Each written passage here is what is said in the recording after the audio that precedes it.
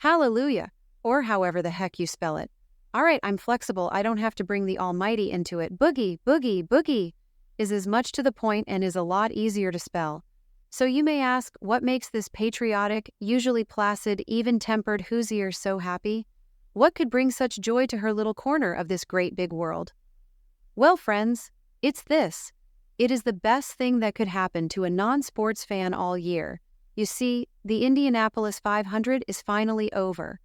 No more, at least for 11 months, will we in Indiana turn on our TVs just to hear what sounds like a plague of large mosquitoes are invading your living room through your television.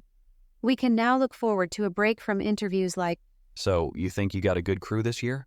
Hell no, they are all as dumb as these bricks. Did you hear my question? You asked if I thought reporters were asking smarter questions these days, right? Yep, we're free. Now we can get back to less critical issues such as gun control, nuclear proliferation. Hey, that's what W called it, and he was president once. So he should know, right? Well, am I right or not? And the burning question of whether it is too cold to start using the puddle in my backyard I affectionately call my swimming hole. Damn, 70 degrees is a bit nippy. Wow, boss, you're almost as blue as your language. Our little speed fest is much more famous than I ever realized before my family moved here from Pennsylvania.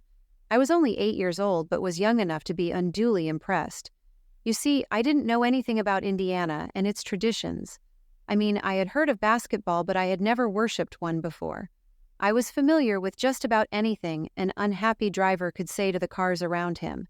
In fact, my siblings all learned their driving language at our father's steering wheel. I was very familiar with the most powerful invective one driver could give another without employing the colorful words discussed above. I had just never associated it with my adopted home. Where the hell do you think you're going, Charlie? This isn't the Indy 500. I appreciate the race. It is a treasured annual opportunity for me to write something snarky. Of course, the race only comes once a year, and I am snarky the other 360. Yeah, I know it should be 364, but even I need a day off every once in a while. The day after the Indy 500 will reign quiet and peaceful. Except for the millions of news stories about the race, who won, who got hurt, and who got killed, other items of news will also rate a mention. This just in. The world is coming to an end tomorrow. Fortunately, fans won't be disappointed because the Indy 500 will continue as scheduled. Be careful. Traffic will be terrible, and you'll want to get back home so you'll be with your loved ones when you die.